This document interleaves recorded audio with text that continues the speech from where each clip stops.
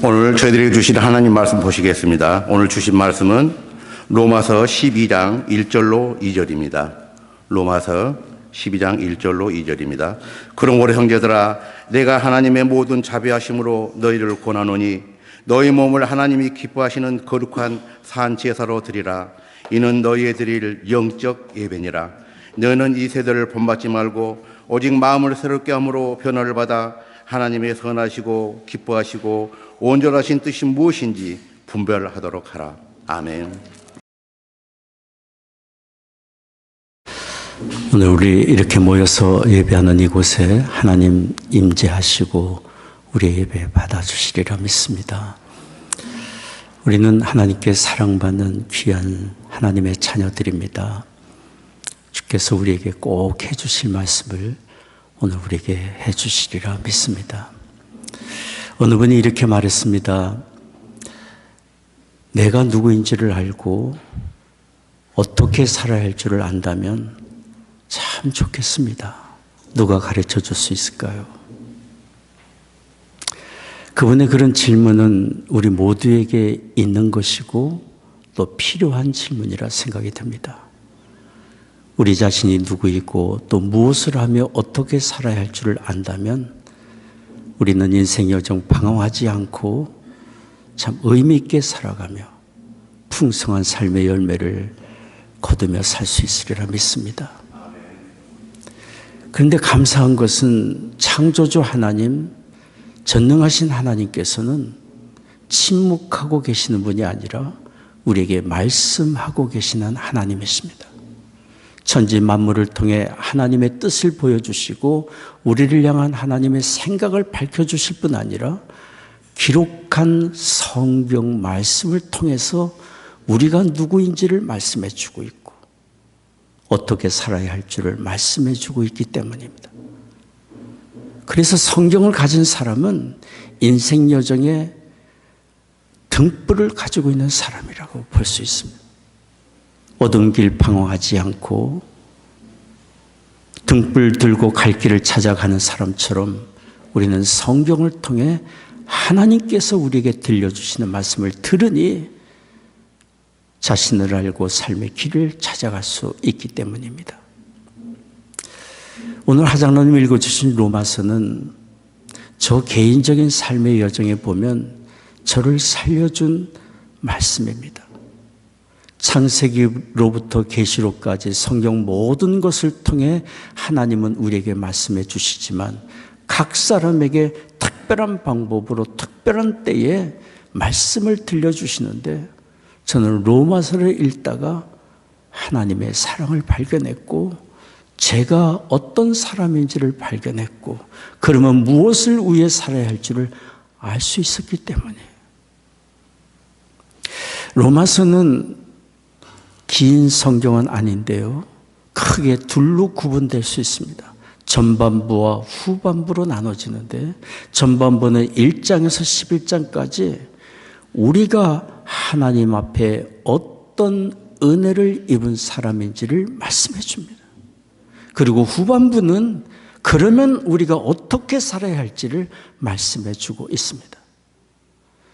전반부 로마서 1장에서 11장까지 끊임없이 우리에게 말씀해 주고 있는 것은 우리는 이미 허물과 죄로 죽었던 사람이고 소망이 없던 사람이지만 하나님의 아들 예수 그리스도의 십자가 보혈의 은혜로 이제는 더 이상 존재함이 없고 더 이상 죄인이 아니라 하나님 앞에 의롭다 인정받은 사람인 것을 로마서 1장에서 11장까지 끊임없이 말해주고 있습니다. 죄인은 두려워 피하여 도망치는 상황 아닙니까? 그러나 이제 하나님 앞에 의롭다 인정받았으니 하나님과의 관계가 회복이 되고 하나님과 평화를 이룬 사람이 되었는데 그것으로 끝나는 것이 아니라 하나님을 아버지라 부르는 하나님의 자녀가 되었음을 말씀해 주고 있습니다. 인생이 사람이 창조주 하나님을 가리켜 아버지라고 부를 수 있는 이 은혜가 거저 주어졌다는 사실을 우리가 그런 은혜를 입은 사람인 것을 로마서 1장 1절에서 11장까지 말해주고 있어요. 그 대표적인 성경 구절이 바로 로마서 8장 14절에서 17절까지 말씀이에요. 여러분 자막이 보이시면 같이 한번 읽겠습니다. 무릇 하나님의 영으로 인도함을 받는 그들은 곧 하나님의 아들이라. 너희는 다시 무소하는 종의 영을 받지 아니하였고 양자의 영을 받았으므로 아바 아버지라 부르짖느니라. 성령이 친히 우리 영으로 더불어 우리가 하나님의 자녀인 것을 증거하시나니. 죄인된 인생이 하나님을 가리켜 하나님 내 아버지라고 부를 수 있는 그런 은혜가 우리에게 주어졌고 우리가 그런 사람이 되었다는 것이죠. 우리 혼자만의 주장이 아니라 혼자만의 부르짖음이 아니라 하나님의 성령이 맞다. 예수 그리스도 안에서 그리스도를 믿고 영접한 사람은 하나님의 자녀가 되었다라고 증거해 주고 있습니다. 부모와의 자녀의 관계 우리는 너무도 잘 알고 있지 않습니까? 자녀가 어떻다 할지라도 부모는 결단코 자녀를 잊을 수 없는 것. 돌보며 축복하며 형통한 길 가기를 바라는 것이 부모의 관심이고 사랑 아닙니까? 우리는 그런 하나님의 사랑의 돌봄 속에 삽니다. 성경이 그 사실을 말해줍니다. 로마서 8장 37절 말씀입니다. 같이 읽겠습니다. 그러나 이 모든 일에 우리를 사랑하시는 이로 말미암아 우리가 넉넉히 이기느니라.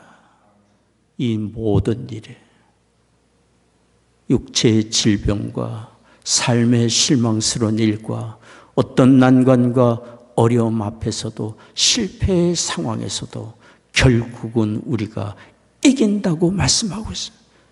극복하고 이긴다고 말씀합니다. 그것은 하나님의 사랑의 돌보심이 우리를 붙들고 계시기 때문에 우리가 그런 사람이에요. 이것이 우리의 정체성이에요. 이 세상에 살아가면서 우리는 그저 우리의 다른 사람이 나를 바라보는 눈길, 내 스스로 나 자신을 느끼는 그것으로 끝나는 것이 아니라 하나님이 우리를 보시는 또 인정하시는 하나님의 자녀의 권세를 가지고 살아갑니다.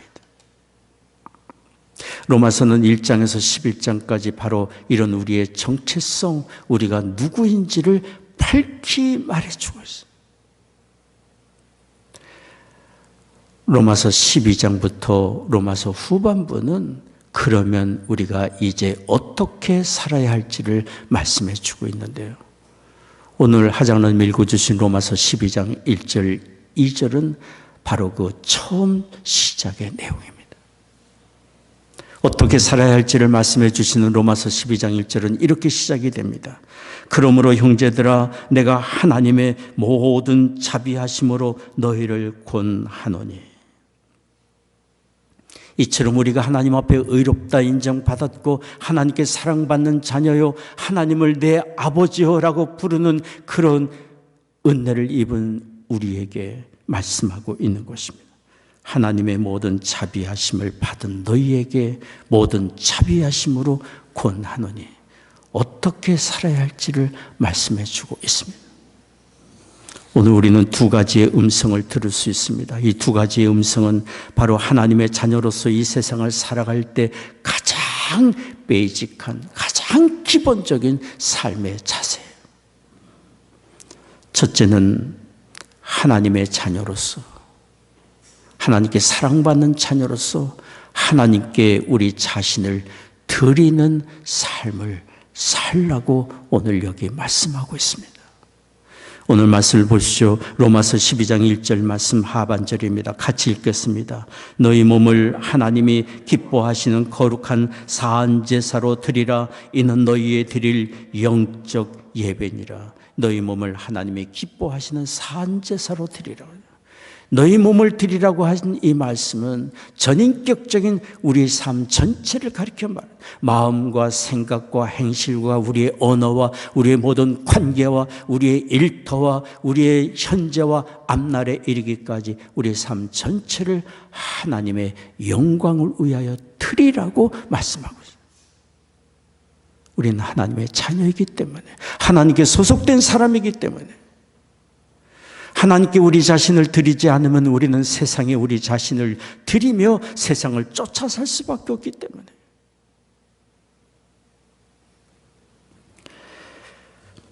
구약 시절에 하나님께 드리는 제사는 희생의 제사였습니다. 우리 사람이 직접 죽을 수 없으니까 사람의 죄를 대신해서 짐승을 죽여 그 피를 가지고 하나님께 나아가 제사를 드리는 희생 제사였습니다. 그러나 하나님의 아들이 육신을 입고 우리 가운데 오셔서 우리를 대신해서 희생 제물이 되어 주셨습니다. 갈보리 산상의 십자가에서 주께서 죽으신 것은 바로 영원한 하나님의 어린 양으로 우리를 위하여 자신을 희생 제물로 내어주신 것입니다. 히브리서는 이 사실을 말해줍니다. 하나님의 아들이 영원히 단번에 속죄의 제물이 되어주셨으므로 우리를 향한 영원한 죄사함이 선포되었음을 말씀해주고 있습니다. 그래서 우리는 우리의 죄의 문제를 위하여 하나님 앞에 다시 희생 제사를 드릴 이유가 없는 것입니다. 다만 우리를 위하여 대속의 제물이 되어주신 예수 그리스도의 이름으로 하나님 앞에 나아가 죄 용서함을 받고 하나님의 존귀한 자녀로 살아가는 은혜를 얻게 된 것입니다. 이 은혜를 받은 사람으로서 우리가 이 세상에 살아가야 될 마땅한 삶의 자세는 우리의 삶을 하나님께 드리는 것입니다. 이제는 구속함을 받아 의롭게 된 하나님의 자녀로서 우리의 삶을 하나님의 영광의 도구로 드리는 것입니다. 그래서 여기 말씀하지 않습니까? 너희 몸을 하나님이 기뻐하시는 거룩한 산제사로 드리라. 이것은 영적 예배니라 라고 말씀하고 있습니다.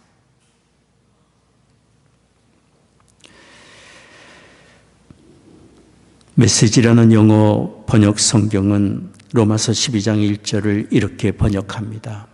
여러분 매일의 삶, 일상의 삶, 자고 먹고 일하고 노는 모든 삶을 하나님께 헌물로 드리십시오. 이것이 로마서 12장 1절에 풀어서 설명한 내용이에요. 먹고 자고 행하는 모든 일을 하나님의 영광의 도구로 드리십시오. 우리는 이제 거저 살게 된 사람이고 하나님의 자녀이기 때문에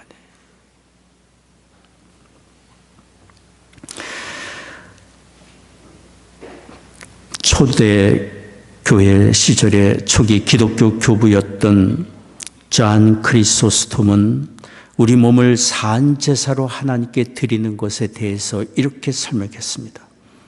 그러면 우리 몸이 어떻게 산제사가 될 수 있을까? 우리 몸이 어떻게 산제사가 될 수 있을까? 우리의 눈으로 악을 보지 않으면 산제사가 된다.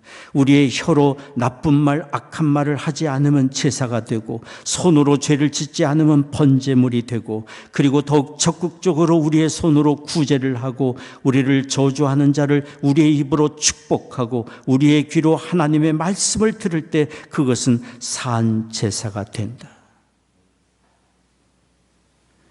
일상의 우리의 모든 삶, 우리의 언어와 행실과 모든 것이 하나님께 산 제사로 드려질 수 있습니다. 가정에서 부모가 자녀를 양육할 때 하나님의 맡겨주신 자녀라 믿고 하나님의 뜻을 이루기 위하여 자녀를 축복하고 기도하고 권면하고 하나님의 말씀으로 양육해 나가는 것, 산 제사가 되는 것이죠. 가정에서 부부관계에 정말 서로를 향하여 겸손과 존중의 마음으로 사랑으로 서로를 섬기고 도울 때 그 가정은 하나님께 예배를 드리는 산제사를 드리는 거룩한 성소가 되는 것이죠. 일터에서 하나님의 자녀답게 정직하게 일하며 주의 영광을 위하여 교제하며 일에 충성스럽게 임할 때 사한 제사로 자신을 드리는 것이죠. 우리가 무엇을 하든지 어떤 관계 속에 있든지 내가 하나님의 자녀로서 사한 제사를 드리고 있는 사람이라는 것을 생각하고 기억한다면 우리는 악을 선으로 갚을 수 있고 어려운 사람 돕고 하나님의 영광을 위하여 기꺼이 열심히 우리 자신을 드리며 살 수 있습니다. 이런 부르심이 우리에게 있고 우리는 이런 산 제사로 살아갈 수 있는 은혜의 기회를 날마다 얻고 있습니다. 그러니 우리가 하나님의 자녀로서 우리 자신을 하나님께 드리며 사는 것, 그것이 하나님이 받으시는 영광과 연결된다면 우리는 더욱 힘써 깨어 우리 자신을 드리는 일에 열심을 낼 수 있을 것입니다. 성경이 말합니다. 골로새서 3장 23절 말씀입니다. 같이 읽겠습니다. 무슨 일을 하든지 마음을 다하여 주께 하듯 하고 사람에게 하듯 하지 말라. 고린도전서 10장 31절도 말씀합니다. 같이 읽겠습니다. 그런즉 너희가 먹든지 마시든지 무엇을 하든지 다 하나님의 영광을 위하여 하라. 누구를 대하든지 자녀를 대하든지 가정에서 부부관계에 있든지 누구를 대하든지 주님 대하듯 겸손히 받들고 존중하고 섬기고 사랑으로 돌본다면 우리는 사한 제사를 드리며 사는 것입니다. 이렇게 우리 자신을 하나님께 드릴수록 우리는 더욱 존귀한 사람이 될 수 있습니다. 하나님께 드려진 사람을 하나님이 존귀한 하나님의 도구로 사용하시기 때문입니다. 구세군의 창시자 윌리엄 부스가 이런 얘기를 했습니다. 인간의 능력이 얼마나 위대한지는 그가 얼마나 자신을 하나님께 드렸는지와 관련되어 있다. 정말 귀한 말씀입니다. 우리의 삶이 얼마나 가치 있고 우리의 삶이 얼마나 뛰어나고 우리의 삶이 얼마나 많은 열매를 맺는지는 우리 자신을 하나님께 얼마나 드리며 사는 것과 연관되어 있습니다. 하나님이 우리를 사용하셔서 일하시기 때문에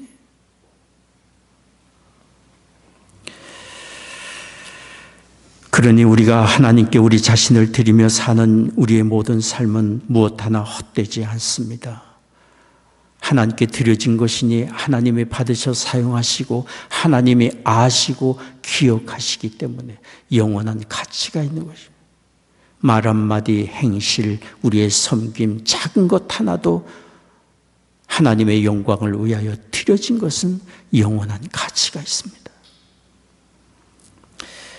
여러분, 제임스 답슨이라는 분을 아실 줄 압니다. Focus on the Family라는 단체를 세워서 성경적으로 가정을 세우고 지키고 바르게 인도하기 위하여 오랜 세월 수고하고 있는 귀한 하나님의 사역자입니다.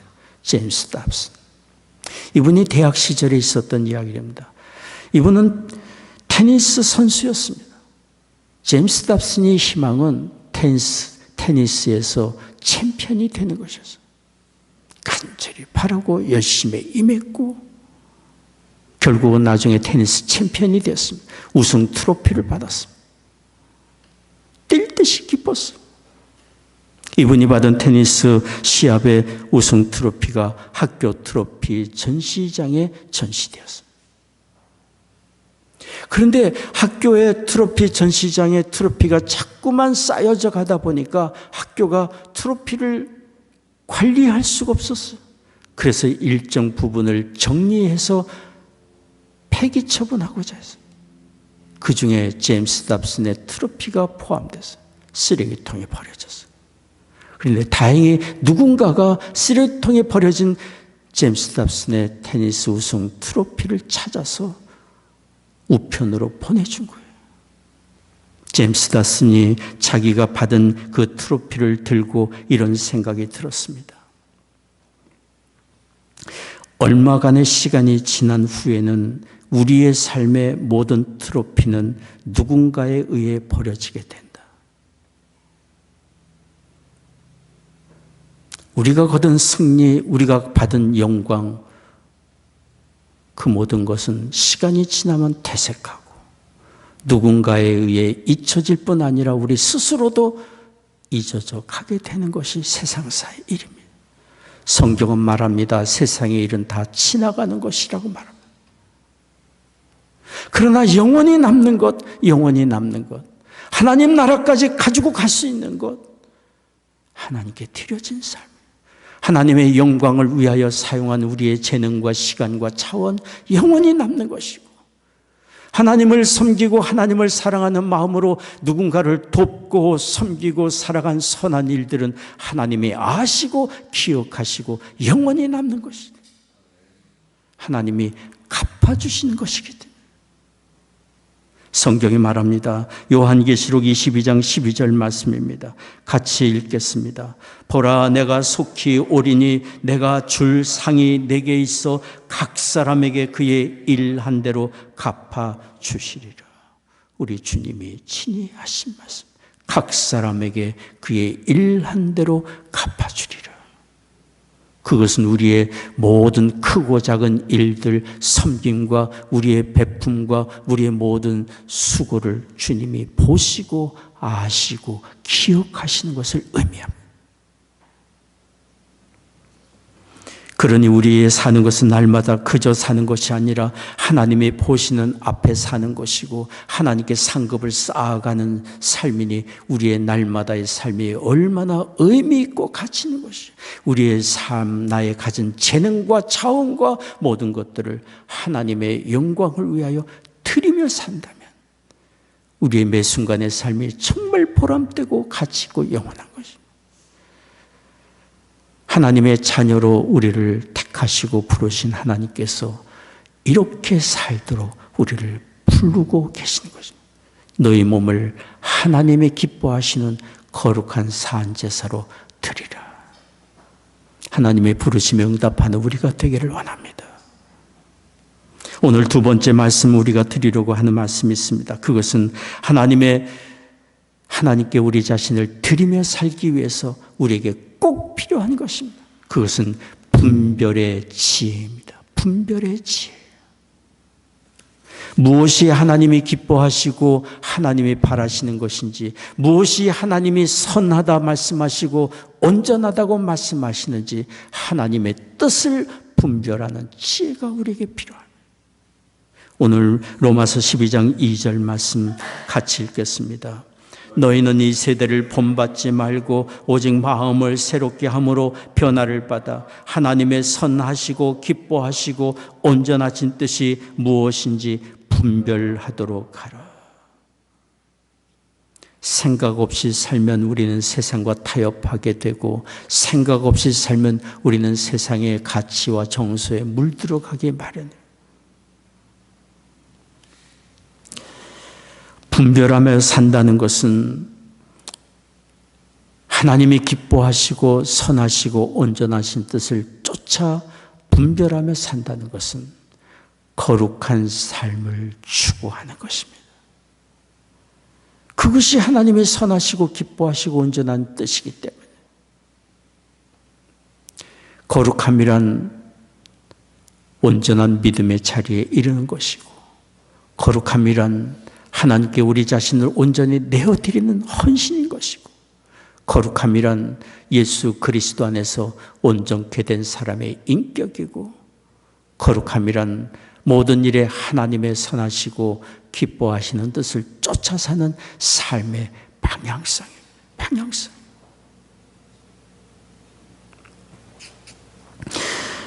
여기 성경에 분명히 말합니다. 이 분별의 지혜를 갖되 이 세대를 본받지 말고 변화를 받으라고 말씀합니다. 여기 성경이 말하는 이 세대는 무엇을 말합니까? 장차 도래할 예수 그리스도의 재림의 때 영광의 시대와 구별된 시대를 말하는 거죠. 우리 주님 다시 오셔서 다스리실 그 시대는 온전한 때입니다. 모든 것이 정결케 된 때입니다. 그러나 아직 이 세상은 거짓말쟁이, 미혹자, 간교한 어둠의 권세자, 마귀의 미혹이 있는 세상에서 우리가 살아가고 있어요. 그러니 우리가 분별의 지혜를 갖지 않는다면 문화 속에서, 세상의 온갖 상황 속에서 우리를 미혹하는 어둠의 세력의 미혹에 미혹되어 살 수밖에 없는 것이죠. 분별이 필요합니다. 분별이 필요합니다. 여기 분별하도록 하라라는 이 말씀은 마치 금을 재련하여 순금을 뽑아내듯이, 금을 재련해서 순금을 뽑아내듯이 혼탁한 세상에서 하나님의 선하신 뜻을 분별하며 사는 것입니다. 도마뱀 카말레온은 주변의 상황에 따라, 주변 색깔에 따라 자기 몸의 색깔을 바꾼다고 합니다. 우리 그리스도인은 그렇게 살아서는 안 되는 사람들. 세상의 가치와 문화가 어떻게 바뀌고 변화된다 할지라도, 사람들이 다 그렇게 쫓아 산다 할지라도 우리는 하나님의 선하시고 기뻐하신 뜻을 분별하며 살아야 되는 사람들. 이런 분별하며 살고자 하는 삶의 기준과 방향이 우리에게 정해져 있지 않으면 우리도 모르는 사이에 끌려가게 마련입니다. 성 보나드는 이런 말을 했습니다. 선해지려는 열망이 없어지면 우리는 벌써 악한 것이다. 선해지려는 열망이 없으면 우리는 벌써 악한 것이다. 거룩한 삶을 살고자 하는 방향이 없다면 우리도 모르는 사이에 악한 것과 타협하게 되기 때문에 분별의 지혜가 우리에게 절대적으로 필요합니다. 어떻게 우리가 이런 분별의 지혜를 가지고 살 수 있습니까? 저는 세 가지 말씀을 드리고 싶습니다. 첫째는 우리의 마음의 겸손함입니다. 우리 자신의 연약함을 인정하고 하나님의 은혜를 구하고 도우심을 찾는 겸손함이 우리에게 필요합니다. 우리는 온전하다 할 때도 여전히 부족함이 있고 약점과 허물을 가지고 사는 우리들이기 때문에, 제가 가르치는 학교에서 한 학생이 최근에 과제물을 제출했는데요. 그 과제물에 신학자 제임스 로드의 이런 글을 인용했습니다. 우리가 선을 행하고 있다고 생각하는 그 일도, 우리가 선을 행하고 있다고 생각하는 그 일도 우리가 거부하고 있는 악만큼이나 결점이 있다. 이런 글을 인용하면서 이 학생이 이렇게 자신의 생각을 적었습니다. 세상의 가치관 기준으로 볼 때 나는 언제나 선하고 바르게 살고 있다고 생각했습니다. 그런데 하나님의 기준으로 나의 삶을 돌이켜보니 그동안 내가 선한 일을 행하고 있다고 한 일들이 얼마나 모순투성이고 결점투성인 것인지를 깨닫게 되었습니다. 우리가 생각하는 선이 진정한 선이 아니라 오직 하나님 한 분만이 참된 선이심을 깨닫게 되었습니다. 이 학생의 깨달음은 정말 귀한 깨달음이었어요. 우리가 옳다고 하는 것, 여전히 그 속에 결점이 있기 마련이고, 내가 바르다고 생각하는 그 속에서도 여전히 하나님 보시기에는 허점이 있기 마련이고, 그래서 우리는 겸손이 필요합니다. 하나님 긍휼과 자비를 베풀어 주세요. 저를 바른 길로 인도해 주세요.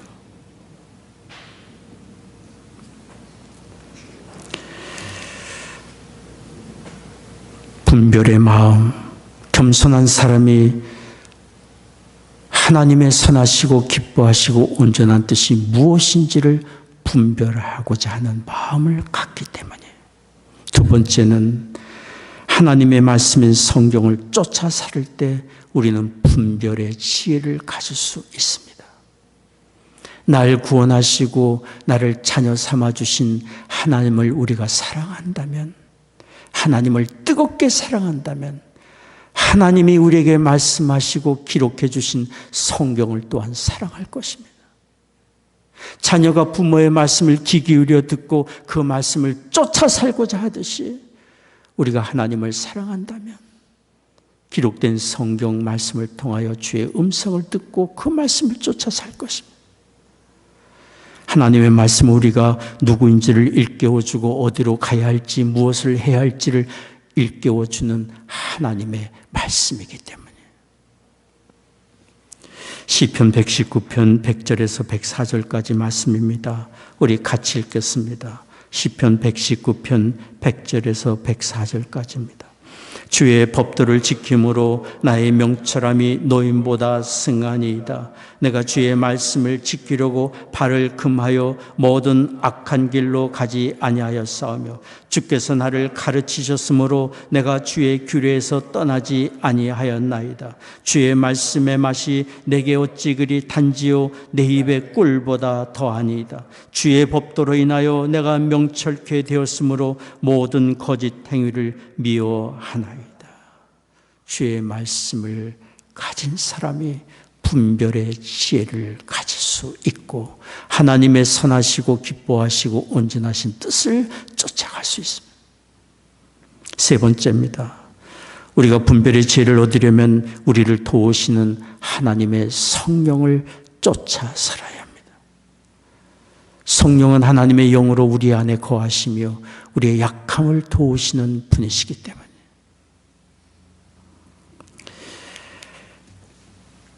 혹 잘못된 길을 간다 할지라도 성령이 깨우쳐 주시는 음성을 듣는 사람이 그 잘못된 길에서 돌이킬 수 있고 하나님의 선하신 뜻을 이루어갈 수 있습니다.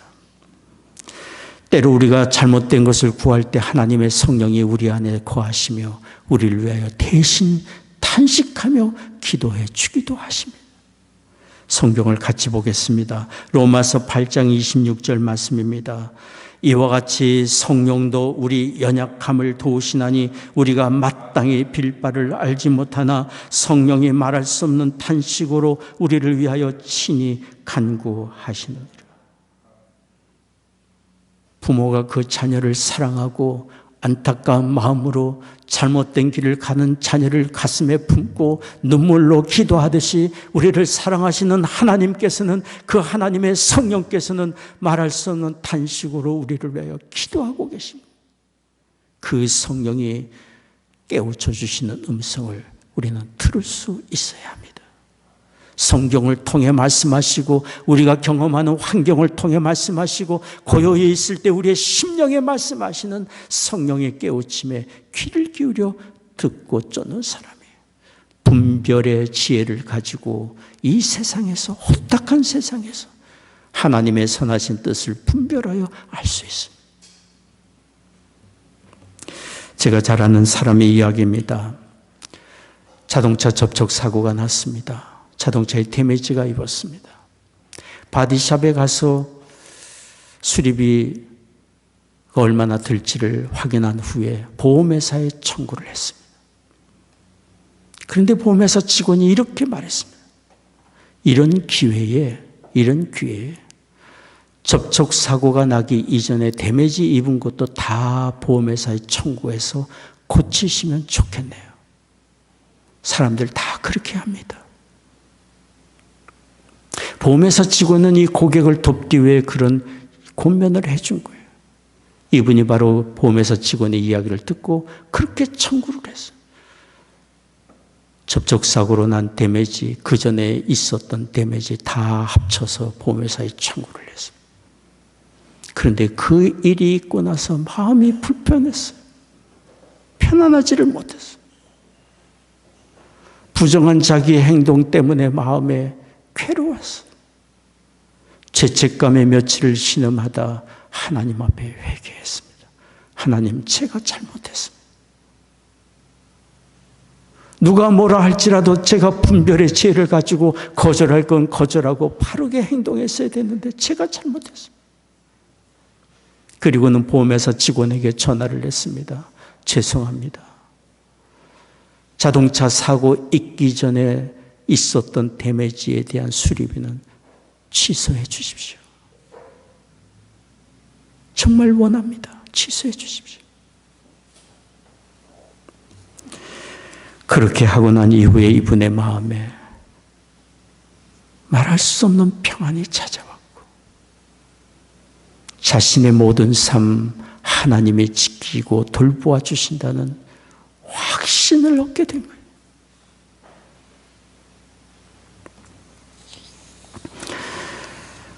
성령은 우리의 약점을 아시고 우리 안에 거하시며 우리를 돕기 위해 깨우쳐 주십니다. 그 음성을 듣고 쫓아갈 때 우리는 분별의 지혜를 가지고 아닌 건 아니라 거절할 수 있고 하나님이 기뻐하시는 온전한 선한 길을 갈 수 있습니다.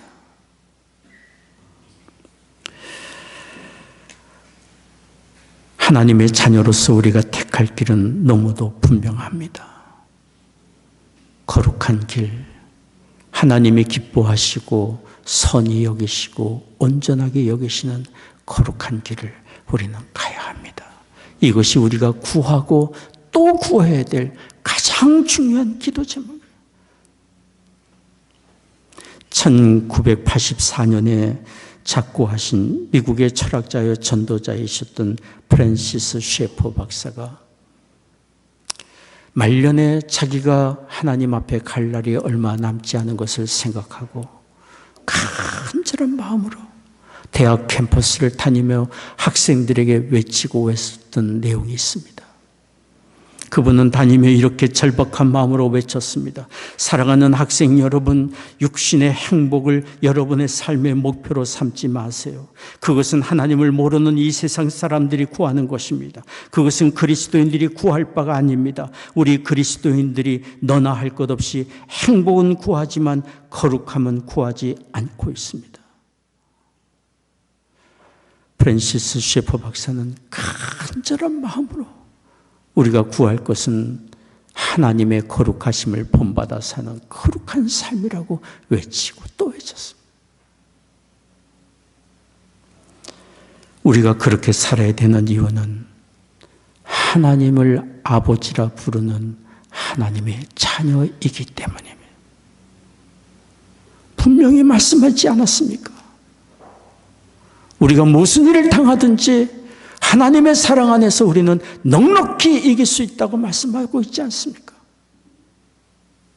그러니 우리의 삶 지키고 돌보신 하나님을 믿고 의지하며 우리는 거룩한 삶을 추구해야 합니다.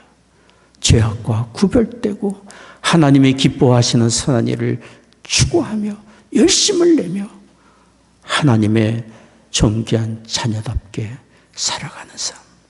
이것이 우리 자신을 하나님께 드리는 산제사로 드리는 존귀한 삶인 줄을 믿습니다.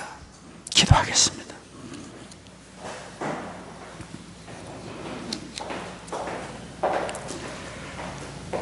존귀하신 아버지 하나님, 우리를 하나님의 거룩한 자녀로 삼아주시며 또한 이 세상에서 어떻게 무엇을 하며 살아야 할지를 말씀을 통해 일깨워 주시니 감사합니다. 우리 자신을 하나님께 드리며 산제사를 드리며 사는 우리가 되게 하여 주옵시고 분별의 지혜를 가지며 하나님의 선하신 뜻을 찾아 이루며 사는 우리가 되게 하여 주옵소서. 오늘 주 앞에 예배하며 헌금을 구별하여 드립니다. 우리의 심령을 드리며 우리의 삶을 드립니다. 허락해 주신 가정마다 믿음과 사랑으로 든든히 세워져 가게 하여 주옵시고 우리의 자녀들 이룬 가정과 학업의 현장과 일터에 하나님 은혜 내려주시사 건강과 형통의 은혜 내려주실 뿐 아니라 하나님의 자녀로서 하나님께 자신을 드리며 사는 존귀한 삶을 사는 자녀들 되게 하여 주옵소서. 성도들 가정에 경영하는 사업 다 잘되게 하시고 일터마다 복된 장소들이 되게 하여 주옵소서. 육신 연약한 교우들이 있습니다. 하나님의 시간 치유의 광선을 비추어 주시사 모든 질병과 연약함 굴복하여 떠나가게 하여 주옵소서. 마음의 참된 평안과 용기와 소망을 또한 얻게 하여 주옵소서. 사랑하는 조국과 북녘 땅 하나님의 은혜의 창중에 의탁합니다. 이 나라를 주의 의의 도구로 또한 사용해 주시옵소서. 전쟁 중인 곳마다 하나님 은혜 내려주시사 속히 전쟁이 그치고 참된 평화가 임하게 하여 주옵소서. 감사하며 우리 주 예수님의 이름으로 기도하옵나이다.